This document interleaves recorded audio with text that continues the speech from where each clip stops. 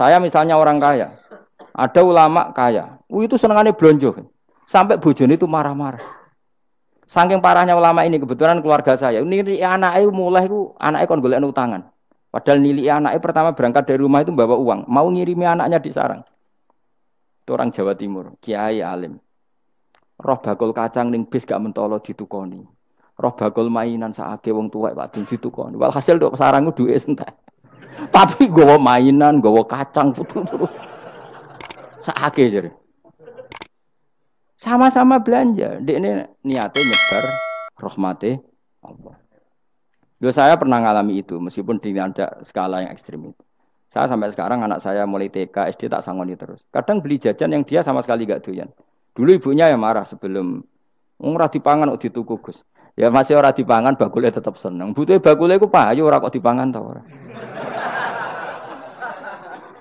Tapi utek-utek medhit ngene kan pikirannya kan.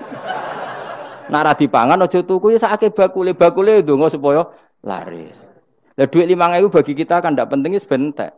Ben manfaati bakul-bakul. Karena orang kadang dikasih itu malu loh karena ndak diharga diri. Tapi kalau lewat jual beli kan seneng. Ya banyak ulama yang gitu, boros tapi niatnya menyebar roh. Asal orang soleh itu baik-baik saja. Orang soleh melete, wah duitku akeh, tenang wae. Cara dohir melete, ternyata ngenakno sing dikai ben ora perasaan. Nah misalnya wong soleh terus sopan, duitku pas-pasan tak pangan sesuk wae ora ono, sing dikai ya sungkan le dul-dul. Maka wong soleh kudu melete ben sing dikai ora sungkan. Bareng ngekek dhuwit wong 100.000. Lah iki lanjiran dhuwitmu akeh, ora iso tak hitung ning omah. Ijek karungan. Lah kok karungan piye? Dhuwit 1.000 kerja kok karung gak sak. Butuhe ngenakno sing digawe apa? Ngenakno. Asal wong saleh, dekne ngomong gitu itu niate juga saleh. Tapi nek wong ra saleh pancen mlete tenan. Bolak-balik wong ra saleh iku masalah. Kancane wong saleh itu orang yang kuat. Kanjeng Nabi itu nak dari sering ning dia. Ya biasa. Ketok wong karena Nabi gak ada kepentingan. Beliau jadi Nabi setelah Nabi Isa alaihissalam yang saking sakralnya, saking priainya malah kebablasan dianggap sebagai anak Tuhan. Maka Nabi ngetokno kemanusiaan bahkan kalau dahar itu sering di luar. Gue ngetokno nak Nabi itu dahar sebagai umumnya kayak apa orang soleh. Lho kula nate berusaha khusyuk iku meneng. Malah ngipi kuwi elek. Mergo aku ora meneng wae wibawa, nak meneng malah buyute wibawa. Akhire wong rawani takok agama. Nak ana ora takok agama terus takok wong liya, takok rugen malah ra karu-karuan. Tapi baru kayak aku sering guyon gejlokan orang berani tanya. Baru kayak berani tanya, ilmu dikembalikan pada ahlinya. Jadi wong soleh ku ngomong terus yo barokah, saenake yo barokah, asal dekne soleh alim, barokah terus. Tapi nak wong ra soleh goblok ya mbok meneng ben wibawa. Nak ibadah anggap wali terus akeh sing sowan, innalillahi wa inna ilaihi rajiun. Aneh-aneh wae. Modus yo jenenge apa? Lho iya, kayak kasus di Probolinggo, andai kan wong ra jubahan niku ora ono sing percaya. Dia dipercaya karena modus apa? Kesalehan. Umpama ndekne nganggo kathok seprapat terus pahpoh ning pasar, ayo aku bisa gadakan uang, percaya to ora? Barokah jubahan. Ibu-ibu soleh. Maka sarana kesalehan ini kalau di mata orang enggak soleh, di tangan orang enggak soleh itu bahaya. Makanya kata ulama, kata Imam Haromen, kowe nak alim, urip biasa wae. Aja sampai kowe terlalu khusyuk terus nak ngomong dindel, padahal keliru ngomongmu iku. Mergo anti ilmu. Wes bener kok sampean ini bener. Ora alim wis sepedaan motor ya sampai dang-dang sampai rokokan itu wis bener. Kowe nek bebo khusyuk malah bahaya. Dikira ahlul ilmi jebule gloyor napa. Mulane kan apa melete tak anggap pinter ini. Menutupi apa. Wis pokoke terusno dhewe. Jadi itu ada aturannya. Pokoknya yang penting itu soleh alim. Makanya saya berkali-kali cerita, saya punya sanad sampai Sufyan bin Uyainah itu termasuk gurunya Imam Syafi'i. Ya gurunya Imam Syafi'i itu yang paling masyhur itu Muslim bin Khalid Az-Zanji ketika kecil. Beliau diajari sufi oleh Sufyan bin Uyainah. Kemudian ngaji hadis sama Imam Malik. Cuma di Indonesia yang terkenal beliau hanya muridnya siapa? Imam Malik. Sebenarnya dia ngaji lama itu malah sama Sufyan bin Uyainah. Sufyan bin Uyainah ini yang punya riwayat bahwa Nabi Isa dan Nabi Yahya pernah bertemu. Ketika bertemu di satu kampung, sing Nabi Isa tanya, "Aina sirarun nas?" Lalu rumahnya orang-orang fasik di mana? Sing Nabi Yahya selalu tanya, "Aina khiyarun nas?" Lalu rumahnya orang-orang baik di mana? Ini sama-sama Nabi dan sama-sama muda. Kita tahu Nabi Isa juga wa atainaul hukma napa? Sobia. Nabi Yahya ya Yahya khudil kitab bi quwwah wa atainaul hukma sobia. Nabi Yahya juga mulai cilik alim, Nabi Isa juga mulai cilik alim wa yukallimun nasa fil mahdi wa kahla. Ini sama-sama orang alim mulai kecil hanya dua itu, Yahya dan siapa? Isa. Itu sezaman. Saya ulang lagi sezaman. Sama-sama anaknya orang keren, Yahya bin Zakaria, anaknya Nabi. Isa bin Maryam adalah wali besar nasabnya.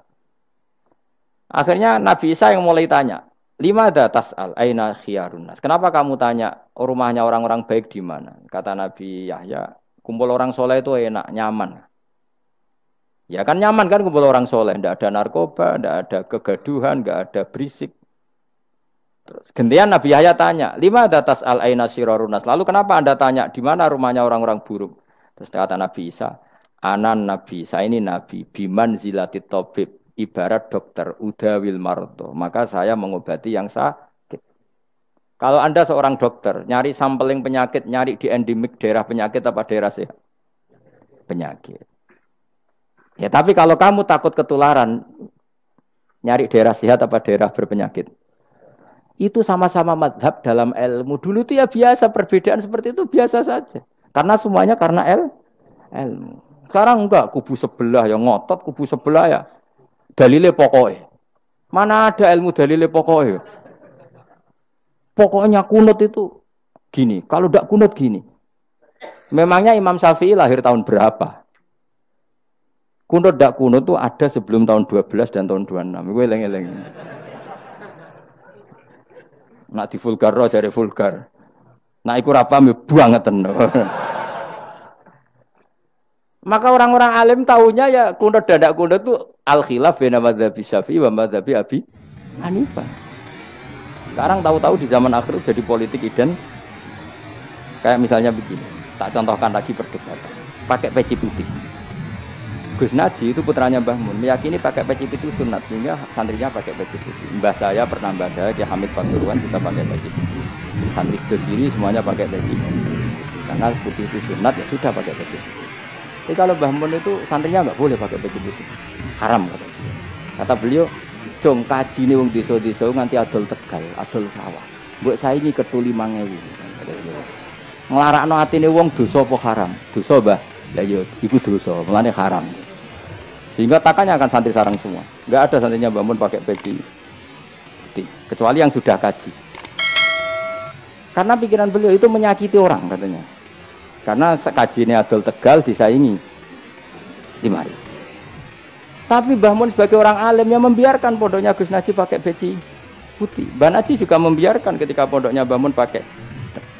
Makanya saya keterusan peci. Saya itu sudah kaji, tapi karena saya mulai dulu nggak pernah pakai peci putih terus keterusan sampai sekarang. Tapi suatu saat aku juga nganggukan kan, entah kapan suatu saat. Jadi aku soal Nabi ya keturunan iri, keterusan diharamno terus kebablasan ini. Itu logika ijtihad. Sama misalnya khasnya ulama itu pakai jubah, pakai apa? Ya sudah itu khasnya ulama. Terus kayak misalnya neng parkiran macak ngono. Alasannya anut ulama. Kira-kira menyinggung orang apa ndak kira-kira?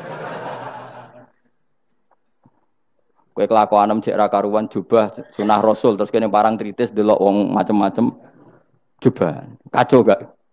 Elek-eleki nasab apa enggak? Boy orang itu mikir, jadi karena ada selalu masalah ijtihadiyah. Abdullah bin Mas'ud dulu itu kalau sholat itu nggak pernah pakai baju resmi, seringnya pakai sarung tok, kadang nggak pakai baju. Ketika ditanya, kamu ashabu Rasulillah, kenapa sholat dengan cara seperti ini? Beliau mengatakan, wong bentrong tak standar minimal sholat itu. Kalau saya sholat selalu pakai pakaian sempurna, nanti dikira itu aturan dan umat menjadi sampai seperti itu ulama menjaga konsisten bahwa yang penting dalam sholat adalah satrul. Zaman itu sudah sahabat dan tabiin Karena Nabi sudah wafat, sudah pakai pakaian lengkap. Tapi Abdul bin Mas'ud tiap sholat di masjid dia menunjukkan pakaian paling tidak lengkap.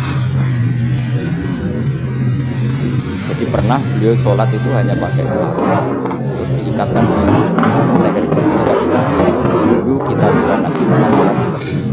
Akhirnya ulama menjadi tahu nak ngono sholat paling pokok itu nutupi mabena surah wan. Andai kan tidak ada cerita Abdul bin Mas'ud mungkin dikira sholat syarat-syaratnya ya seperti itu. Maksudnya pakai jubah terus, pakai pakaian barokahnya Abdul bin Mas'ud orang tahu standar minimal. Jadi kalau ulama itu motifnya seperti itu. Rasulullah kira-kira senang qiyamul lail apa enggak? Senang. Tapi beliau qiyamul lail di masjid hari keempat, hari kelima sudah tidak keluar ke masjid. Karena Nabi kalau selalu melakukan nanti dikira dikira. Tapi kalau enggak melakukan nanti orang enggak qiyamul lail. Maka Nabi pernah melakukan ya pernah tidak. Ya sudah itu konstitusi dalam tradisi ulama. Jelas ya. Saya sholat di pondok saya sendiri sering jadi makmum. Karena semua kiai sudah jadi imam. Nanti dikira syarat sahnya imam itu kiai. Repot. Makanya saya tunjukkan kiai juga boleh jadi makmum. Andai kan semua kiai jadi makmum, saya nanti jadi imam. Ya semua ulama mulai dulu tradisinya gitu. Karena yang dikatakan fardu kifayah itu kalau sudah ada yang melakukan, yang lain tidak usah. Biar seimbang. Sekarang enggak do geruduk kabeh. Makanya terus kacau. Coba sekarang misalnya gini. Andai kan semua orang melakukan kebenaran kesunatan. Yaitu misalnya semuanya ambisi iktikaf di masjid. Terus tidak ada orang melakukan kebenaran ngrumat yatim, ngrumat jenazah, ngrumat jalan-jalan raya. Kan kacau. Mergo semuanya satu variasi kebenaran iktikaf di masjid. Yatim sedang do mati. Mergo do iktikaf kabeh. Tapi baru kaya ono sing itikaf ning perapatan, nek ono wong tiba iso nulung, nek ono wong kesasar iso tako. Baru kaya wong sing itikaf ning perapatan. Sayange terus bidung-bidung barang iki sayange. Sajane niat itikaf ku sah. Nawaitul iktikaf linusratit thoriq. Niat ingsun itikaf nulungi dalan ben nek ono wong butuh. Coba sekarang, orang yang kecelakaan, pertolongan emergensi orang yang itikaf di jalan apa yang di masjid? Di jalan, barokahnya banyak itu tim SAR gratis.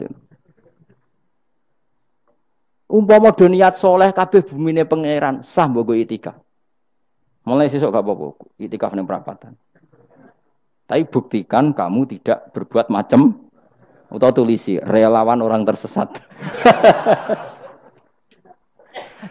Jadi ajane kebaikan itu ada di mana-mana. Makanya Nabi menyatakan kebaikan orang itikaf ya dikatakan Nabi baik.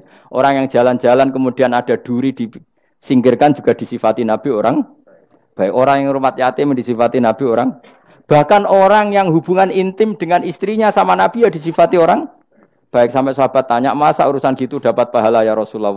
Loh iya, andai kan itu sama orang lain kan malah dosa. Berhubung sama istrinya maka dapat pahala. Kayak apa Nabi ngitung kebaikan sekian banyaknya. Tahu-tahu di zaman akhir kubunya saja yang baik. Ini apa-apaan? Ini kalau iskal deh. Yo mareni yo tobat yo. Kebaikan adalah sesuatu yang dikatakan Allah baik di kubu kita maupun di kubu sebelah. Mau kubu sebelah ya apa saja. Baik di partai kita maupun di partai sebelah. Maupun di ormas kita maupun ormas karena semua kebaikan otoritasnya di Allah Subhanahu. Ada nabi yang senangane ngurus wong fasik, Nabi Isa. Karena berpikiran nabi itu tabib, ya tabib itu yudawil untuk mengobati yang sah. Ada nabi kayak Nabi Yahya. Karena kalau orang kayak kamu tak suruh ngobati orang fasik, kira-kira katut ta sing fasik tobat.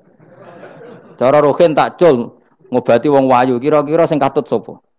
Sing ayu dadi ngaji apa sing ngaji dadi ya ukur dhewe, nak ora kuat niru Nabi Yahya, nak kuat niru Nabi Isa. Tapi kowe ora nabi masalah.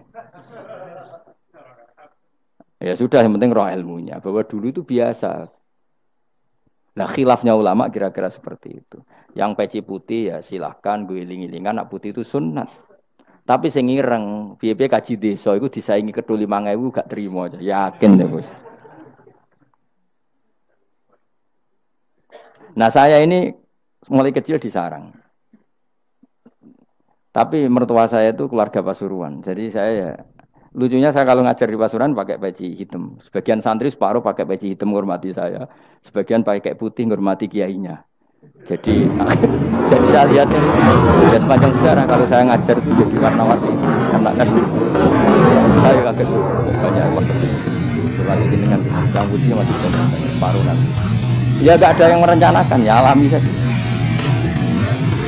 Agar sampean bener putih apa hitam? Putih apa hitam? Karena tadi